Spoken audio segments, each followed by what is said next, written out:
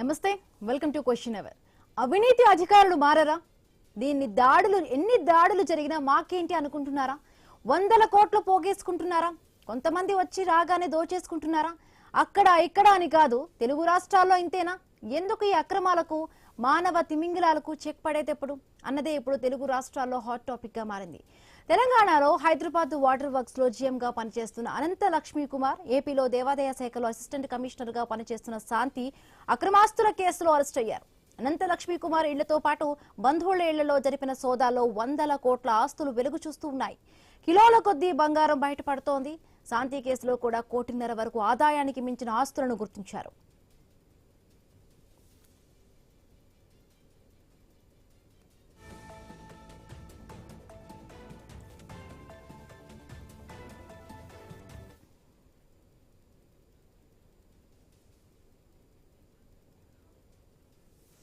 ఇలా ఒకరు కాదు, ఇద్దరు కాదు, ప్రతిరోజు ఎక్కడో ఒక చోట అవినీతి అధికారులు పట్టుపడుతూనే ఉన్నారు. కోట్లలో అక్రమాస్తులను సంపాదిస్తున్నారన్న ఆరోపణలతో కేసులు కూడా నమోదవుతూ ఉన్నాయి. ఇలా ఎన్ని జరిగినా ప్రభుత్వ అధికారుల్లో ఎందుకు మార్పు రావడం లేదు? ఎందుకు అక్రమాలకు పాల్పడుతున్నారు? ఎవరు మమ్మల్ని ఏమీ చేయలేరన్న ధీమానా? చిన్న కేసులతో బయటకు రావచ్చిన ధైర్యమా?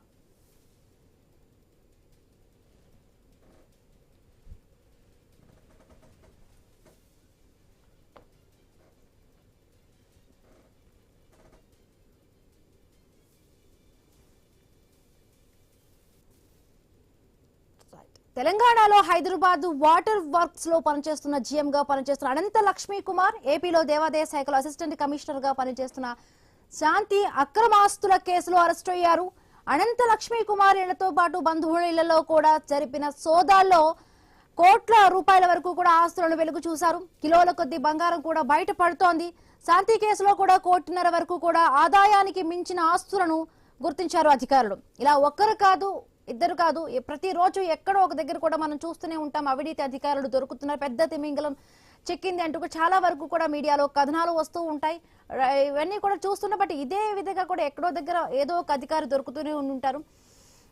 ఒకసారి పెన్షన్ క్లియర్ చేయాలన్నా కూడా చాలా వరకు కూడా వాళ్ళకు కూడా ఒక్కొక్కసారి చూస్తూ ఉంటాం, న్యూస్ లో కూడా వస్తూ ఉంటాయి. అక్కడ కూడా అధికారులకు లంచాలు ఇవ్వాల్సిన పరిస్థితి. రైతులు కూడా వాళ్ళకి సంబంధించిన పాస్బుక్లకు సంబంధించి కూడా కొంత పాస్బుక్ లో నేమ్స్ ఎక్కించుకోవడానికి కూడా మనం చూస్తుంటాం. అక్కడ కూడా కొంత అధికారులకి, రిజిస్టర్కి, వీళ్ళందరికీ కూడా కొంత డబ్బులు ముట్ట చెప్పాల్సిన పరిస్థితి. ఇలా ఎన్నిసార్లు దాడులు చేసినా, పోలీసులు కొంత సమాచారం ఇచ్చినా కూడా, పక్కాగా కూడా అధికారులను అరెస్ట్ చేసినా కూడా ఇలా ఎక్కడో దగ్గర మళ్ళీ అరెస్ట్ అవుతూ ఉండుంటారు, బయటకు వస్తూ ఉండుంటారు. ప్రజల డబ్బులు తినే ఈ తిమింగిలాలకు కూడా అసలు ఎప్పుడు చెక్ పడేది ఎప్పుడు? అసలు దాడులు, అరెస్టులు జరిగినా కూడా ఎన్నిసార్లు కూడా ఎందుకు ఇలాంటివి ఆగకపోవడానికి రీజన్స్ ఏంటి? అవినీతి అధికారులు మారరా? ఎన్ని దాడులు జరిగినా కూడా మాకేంటి అనుకుంటున్నారా? ఒకసారి గవర్నమెంట్ జాబ్ వచ్చాక ఇంకా సంపాదన పరంగా కూడా వాళ్ళు ఏ పరంగా కూడా కోట్లు దోచుకోవాలి అనే విధంగా కూడా వాళ్ళ పందా ఉంటుంది. కానీ వాళ్ళ పరువు గురించి కానీ ఇంకొకటి గురించి కూడా ఆలోచించడం లేదు. ఒకసారి అరెస్ట్ అయ్యాక మళ్ళీ అధికారులపై కొంత సస్పెన్షన్, కొద్ది రోజుల పాటు వాళ్ళు డ్యూటీకి దూరంగా ఉంటారు, మెమోస్ జారీ చేస్తారు, మళ్ళీ కొద్ది రోజులు జైలుకి వెళ్తారేమో, మళ్ళీ బయటకు వస్తారు. సేమ్ ఇదే సీన్ రిపీట్ అవుతూ ఉంటుంది. వందల కొద్ది ఆస్తులు కూడా కనిపిస్తూ ఉన్నాయి. బట్ ఎందుకు, ఎవరి అండదండలతో కూడా వీరు ఇట్లా చేస్తారు? వీళ్ళకి ఈ తిమింగలాలకు చెక్ పడేదెప్పుడు, పెట్టేదెప్పుడు అనేది కూడా పెద్ద క్వశ్చన్ మార్క్ గా ఉంది. రైట్, మాట్లాడదాం. అటు తెలంగాణతో పాటు ఏపీలో కూడా ఇద్దరు పెద్ద తిమింగలాలు కూడా దొరికారు, పట్టుబడ్డారు. వీళ్ళ ఆస్తులు చూస్తే ప్రతి ఒక్కరు అవాక్ అవ్వాల్సిందే. వందల కోట్లలో కూడా ఆస్తులు ఉన్నాయి. కిలోల కొద్ది బంగారం, వెండి, డబ్బు అంతా కూడా పట్టుబడింది. రైట్స్ లో రైట్ మరిన్ని పూర్తి అనాలిసిస్ ని మా కలీగ్ శివాని జాయిన్ అయ్యారు. Good afternoon Shivani. చూస్తున్నాం ఎక్కడో దగ్గర ఎప్పుడూ కూడా అధికారులు అందరూ కూడా పట్టుబడుతూనే ఉంటున్నారు. న్యూస్ లో కూడా మనం చెప్తుంటూ ఉంటాం, చదువుతూనే ఉంటుంటాం. సో ఏంటి ఇన్నిసార్లు వెళ్తున్నారు, అరెస్ట్ అవుతున్నారు, బయటకు వస్తున్నారు, బట్ ఎంత అరెస్టులు, దాడులు జరిగినా కూడా ఎందుకు ఇలా రిపీటెడ్ గా కూడా జరుగుతూ ఉన్నాయి? Right, thank you Hima. So 1,10,00,000 నగదు, 2 కిలోల బంగారం, 9 కిలోల సిల్వర్, ఖరీదు ఇల్లు, బంగ్లాలు అండ్ ప్లాట్స్, ఇవన్నీ గుర్తుపెట్టుకోండి, తర్వాత మాట్లాడతాం. సో ఇవన్నీ కూడా జలమండలిలో జిఎం స్థాయిలో అధికారి అనంత లక్ష్మీ కుమార్ పోగేసుకున్న ఆస్తి అని చెప్పొచ్చు. బేసికలీ దోచుకున్న ఆస్తి అని కూడా చెప్పొచ్చు. సో ఎక్కడ ఒక చోట ఇందాక మీరు అన్నట్టుగా హిమ, ఒక్కరని కాదు ఇద్దరని కాదు, చాలా మంది ప్రతిరోజు ఎక్కడ ఒక చోట ఇలా అవినీతికి పాల్పడుతున్నట్లుగా మనం చాలా న్యూస్ వింటున్నాము, చూస్తున్నాము. సో వాళ్ళు ఏంటంటే, వాళ్ళ మైండ్ సెట్ ఏంటంటే, దోచుకునే కాడికి దోచుకుందాం, తర్వాత సంగతి తర్వాత, మహా అయితే చిన్న కేసు బయటపడతామన్న ధీమాతో వాళ్ళు ఉంటారేమో అన్న అనుమానం వ్యక్తం అవుతుంది. లేకపోతే ఇలాంటి కేసెస్ మనం రోజు చూడం కదా. ఇది ఓన్లీ తెలంగాణ ఏపీ విషయం కాదు, మొత్తం దేశవ్యాప్తంగా మనం ఇలాంటి కేసెస్ చాలానే వింటున్నాం, చూస్తున్నాం. కానీ ఇక్కడ రేజ్ అయ్యే క్వశ్చన్ ఏంటంటే, ఎందుకు రోజు ఇలాంటి ఇన్సిడెంట్స్ బయట వస్తున్నప్పటికీ దీన్ని అరకట్టలేకపోతున్నాం, ఎందుకు అరికట్టలేకపోతున్నాం అన్న క్వశ్చన్ రేజ్ అవుతుంది. ఎక్కడ మెయిన్ లూప్ హోల్ ఉందన్న క్వశ్చన్ రేజ్ అవుతుంది. ప్రజల తప్ప, అంటే డబ్బులు ఇస్తున్న ప్రజల తప్ప, లేకపోతే డబ్బులు తీసుకుంటున్న అధికారుల తప్ప అర్థం కావట్లేదు. మనం చాలా ఇన్సిడెంట్స్ చూస్తూ ఉంటాం. ఏదైనా చిన్న గవర్నమెంట్ ఆఫీస్ లో చిన్న తప్పు, చిన్న పని అవ్వాలంటే ఎంత కొంత అమౌంట్ వాళ్ళకి ఇవ్వాల్సిందేనని కొందరు ఫిక్స్ అయిపోతారు అండ్ అలవాటు కూడా అయిపోతారు. వాళ్ళు అధికారులు డబ్బులు డిమాండ్ చేస్తారు అండ్ వీళ్ళు కూడా ఇచ్చేస్తూ ఉంటారు. సో ఎక్కడ ఈ లూప్ అనేది ఎక్కడ బ్రేక్ అవుతే బెస్ట్ అని తెలుస్తుంది. సో అది కూడా రేజ్ అవుతుంది. దీని గురించి మాట్లాడడానికి మనతో పాటు జాయిన్ అయ్యారు ప్రభాకర్ రెడ్డి గారు, రిటైర్డ్ ఐఏఎస్ ఆఫీసర్. ఆయనతో మాట్లాడతాం. సో నమస్తే ప్రభాకర్ గారు. మనం చూస్తున్నాము, ఒకటని కాదు రెండని కాదు, చాలానే ఇన్సిడెంట్స్ ఇలాంటి మనం ట్రాక్ చేస్తున్నాము. సో ఏంటి మెయిన్ లూప్ హోల్ ఎక్కడ ఉందని మీరు అనుకుంటున్నారు? మీ ఒపీనియన్ ఏంటి దీని మీద?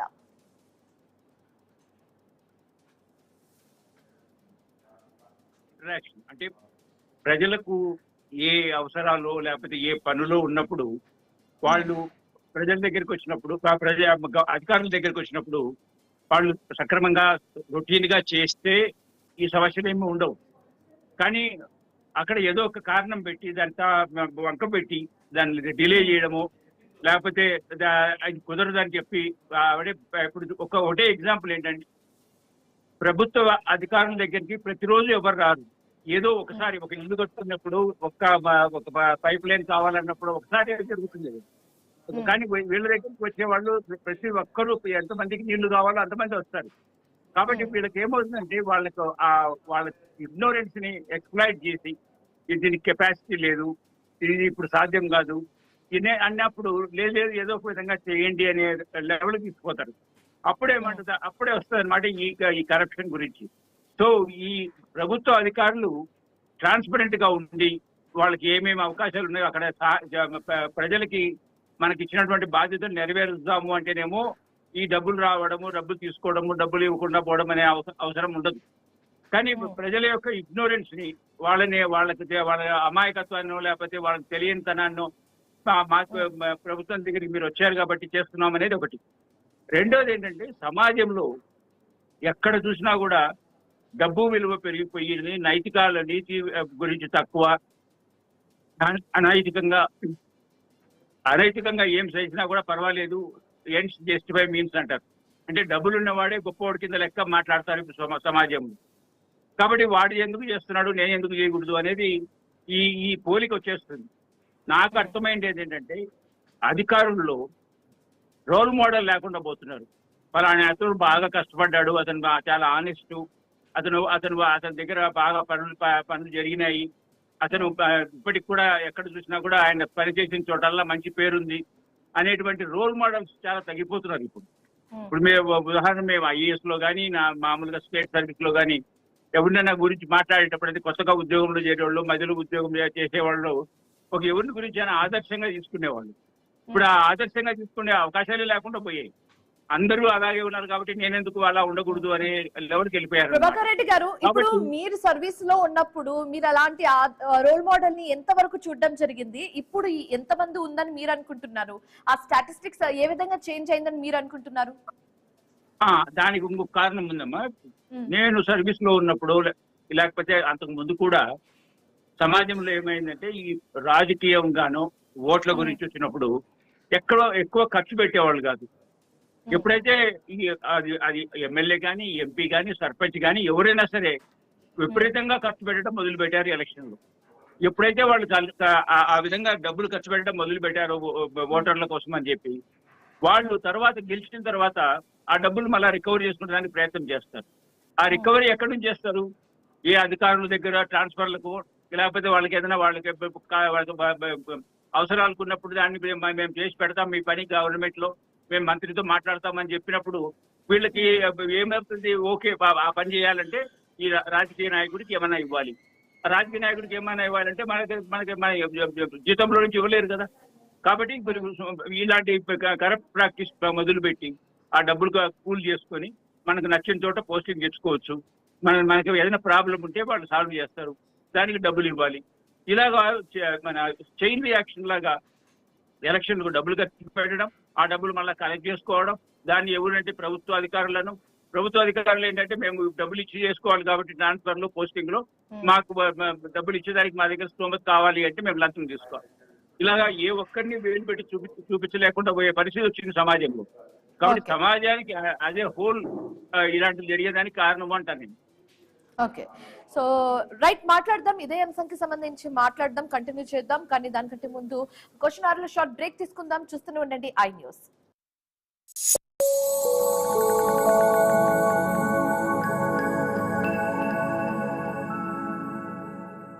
మాస్టర్ మైండ్స్ కామర్స్ చదవాలనుకునే 10th ఇంటర్ విద్యార్థుల తొలి ఎంపిక. మాస్టర్ మైండ్స్ కామర్స్ చదవాలనుకునే 10th ఇంటర్ విద్యార్థుల తొలి ఎంపిక. మాస్టర్ మైండ్స్ కామర్స్ చదవాలనుకునే 10th ఇంటర్ విద్యార్థుల తొలి ఎంపిక.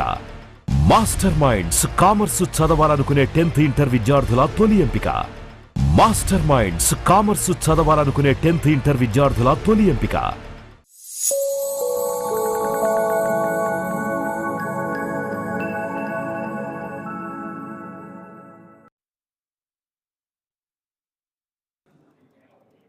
Welcome back. వేలలో కాదు, లక్షల్లో కాదు, ఏకంగా కోట్లలో అవినీతి జరిగిందన్న ప్రూఫ్ మనం క్లియర్ గా మన కళ్ళ ముందే చూస్తున్నాము. ఇదే అంశానికి సంబంధించి మాట్లాడడానికి మనతో పాటు జాయిన్ అయ్యారు రెడ్డన్న గారు, రిటైర్డ్ పోలీస్ అధికారి. ఆయనతో మాట్లాడే ప్రయత్నం చేద్దాం. సో రెడ్డన్న గారు నమస్తే అండి.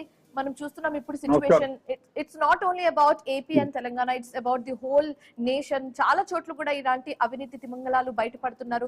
కానీ ఎందుకు, ఎక్కడ అసలు దీన్ని ఎంత అరికడదామంటే కూడా ఇట్స్ నాట్ పాసిబుల్ అన్నట్టుగా సిచ్యువేషన్ కనిపిస్తుంది. సో మీ ఒపీనియన్ ఏంటి దీని మీద? ఒకటి, సమాజంలో హోల్ మొత్తంలో ఎథిక్స్ మారల్స్ కొరవడ్డాయి. అతి ముఖ్యంగా ఆఫీసర్లలో ఏమైపోయిందంటే, అయ్యా ఒక పోలీస్ ఆఫీసర్ని నీకు ఎందుకు నియమించారు అంటే ప్రజలకు సర్వ్ చేయడానికి, ఆ భావనే మారిపోయింది.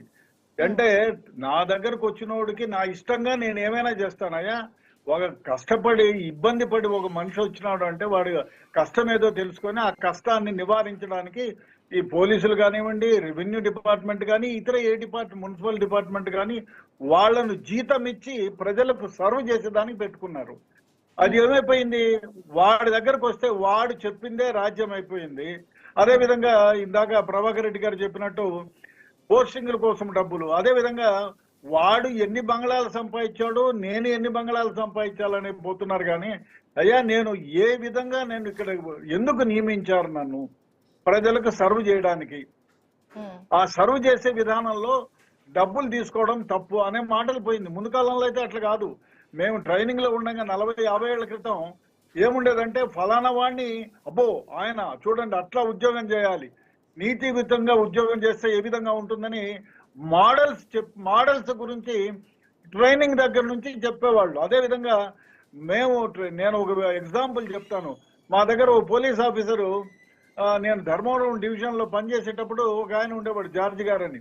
ఆయన భోజనానికి వచ్చి భోజనం చేసిన తర్వాత ఇంట్లో నుంచి క్యారియర్ తెప్పించి, ఎందుకంటే ఆఫీసర్ ఇన్స్పెక్షన్కి వచ్చినప్పుడు మనం భోజనం పెడతాం, భోజనం పెట్టిన దానికి ఆయన ₹1 డబ్బులు నాకు ఇచ్చినాడు భోజనం ఖర్చు. 45 ఏళ్ల క్రితం మాట చెప్తున్నాను.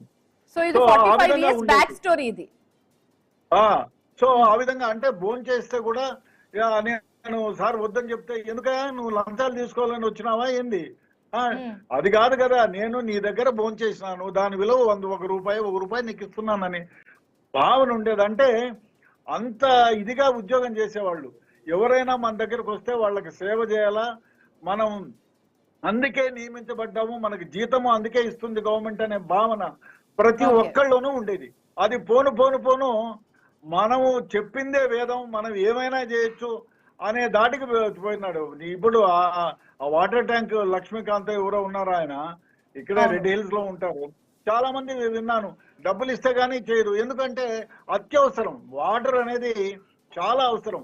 వాటరే కాదు, ఇప్పుడు ఎవరో తన్నులు తిని ఎవరో కొట్టింటారు, కొట్టే ఆయన పోలీస్ స్టేషన్కి వస్తే కూర్చోవా అంట. కూర్చోబెట్టి బాబు ఏమైంది, వానికి ఫస్ట్ ఎయిడ్కి హాస్పిటల్కి పంపించి వానికి ట్రీట్మెంట్ ఇప్పించి ఆ తర్వాత వాడికి ఏం అన్యాయం జరిగిందో చూసి ఎఫ్ఐఆర్ కట్టి ఆ అవతల వ్యక్తిని విచారించి క్షుణ్ణంగా అరెస్ట్ చేస్తే పోతుంది. అది జరగటంలా. వాడు ఎఫ్ఐఆర్ కట్టాలంటే కూడా డబ్బులు లేదు, అవతల వాడి దగ్గర డబ్బులు తీసుకొని కేసులు నీళ్ళు కలిపే పని. అందువల్ల ఈ డిపార్ట్మెంట్ అని కాదు, అన్ని కొన్ని చిన్న చిన్న డిపార్ట్మెంట్ పనులు చేపించుకోవాలంటే అధికారులు ఏం చెప్తున్నారు, ఈ పనులకి ఇంతే డబ్బులు అవుతాయి, కావాలంటే ఎవరినైనా అడగండి, ఈ పనికి ఇంత డబ్బులు మీరు సమర్పించాల్సిందే, ఇది గవర్నమెంట్ కి వెళ్తుందని చెప్తూ ఉంటారు. చాలా కేసెస్ విన్నాం ఇలా. ఫీజు కట్టారా? ఇప్పుడు మీరు ఏదైనా ప్రొఫెషన్ తీసుకోవాలా, 500 రూపాయలు చలాన కట్టాలా, అది ఓకే. అంతేకాదు పర్సనల్ గా నువ్వు 15,000 ఇస్తే కానీ నేను పర్మిషన్ అంటే ఏం చేస్తాం? ఆ విధంగా జరుగుతుంది. పోలీస్ డిపార్ట్మెంట్ లో, రెవెన్యూలో మీరే ఉన్నారు, ఒక భూమి కొంటారు, అయా భూమిని ఎవరైనా బాబు మొటేషన్ చేయమని చెప్పి పోతారు. 10 సార్లు ఆయన దొరకడు, 10వ సారో 11వ సారో దొరుకుతాడు. ఈ రికార్డులన్నీ పెడితే సరే అక్కడ ఇచ్చిపోవా అంటాడు. మళ్ళీ పోతే అది అక్కడే పడేసి ఉంటాడు, దాని గురించి చూడు. ఎందుకంటే ఆ వ్యక్తికి అధికారం ఉంటుంది. ఏమని దాన్ని ఎంట్రీ చేయొచ్చు, ముటేషన్ చేయొచ్చు, తప్పుడుగా ఉంది అని చెప్పి పక్కన పడేయచ్చు. ఆ అధికారం ఉన్న దాని వల్ల అసలు ఆయన అధికారిని నియమించినందుకు ప్రజలకు సర్వ్ చేసి చేయడానికి నీకు డబ్బులు ఇస్తున్నారు, జీతం ఇస్తున్నారు. ఎంతో మంది నిరుద్యోగులు బజార్లో పడి మొత్తుకొని కష్టాలు పడుతున్నారు. నిన్నెందుకు నీడపాటును కూర్చోబెట్టి ఫ్యాన్ కింద కూర్చోబెట్టి డబ్బులు ఇస్తున్నారు? అయ్యా నువ్వు ప్రజలకు సేవ చేయాలా న్యాయంగా ధర్మంగా అని. దాన్ని వదిలేసి నువ్వు డబ్బులు ఇస్తేనే నీకు సేవ చేస్తా.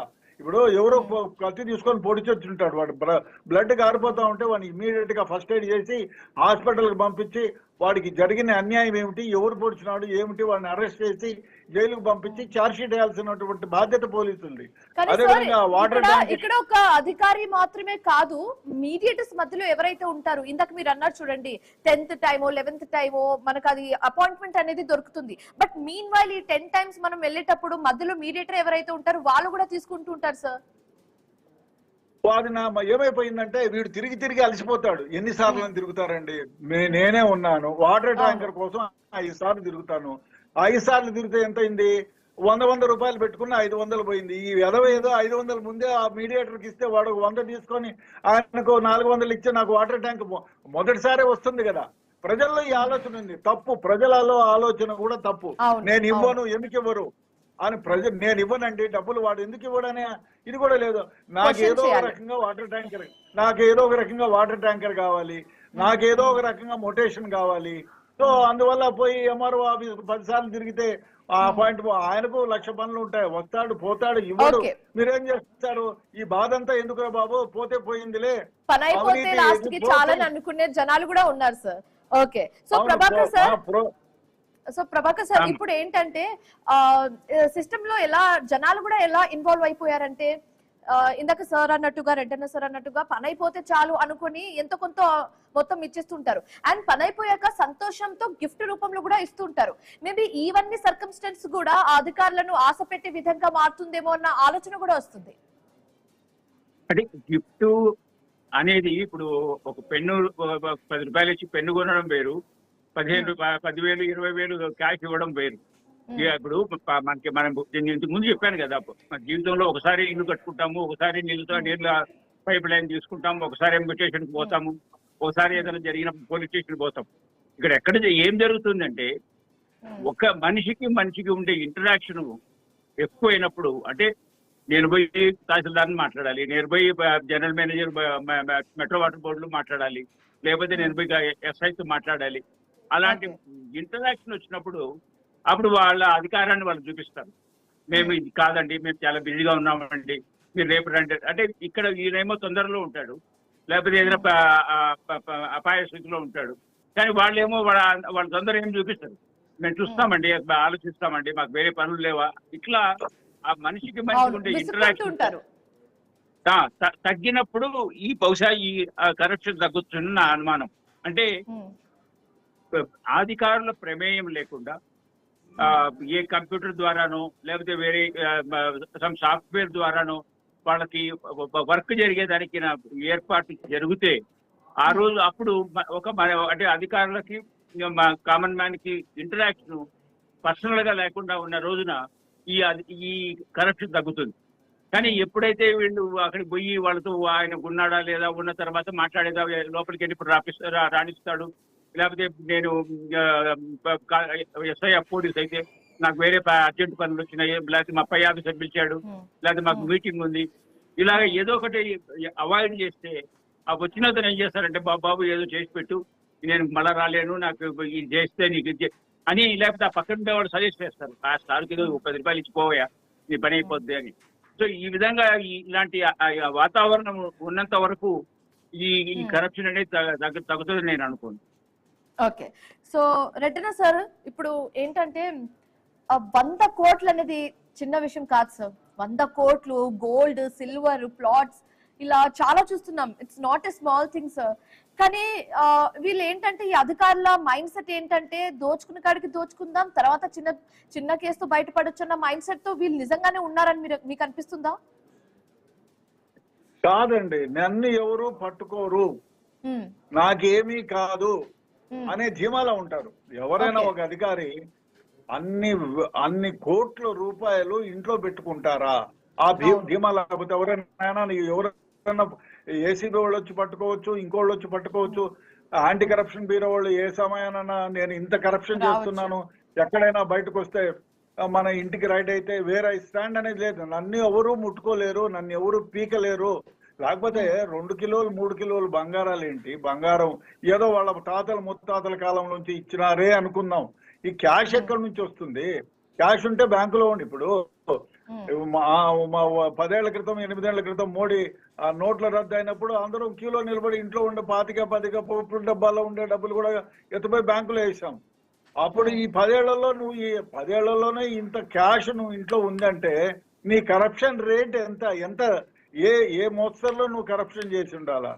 ఇన్ని భూములు ఇన్ని నీకు వచ్చే సాలరీ ఏమిటి, నువ్వు ఇన్కమ్ ట్యాక్స్ లో చూపించినది ఏమిటి, నువ్వు ఈరోజు అందువల్ల ఏమైపోతుందంటే ఎవ్వరు ఏమి పట్టుకోలేరు. పట్టుకున్నా ఏదో విధంగా నేను బయటికి రాగలను అనేటువంటి ధీమా ఉండబట్టే ఎవరైనా 100 కోట్లు 100 కోట్లు 50 కోట్లు ఇంట్లో పెట్టుకోగలరా అండి?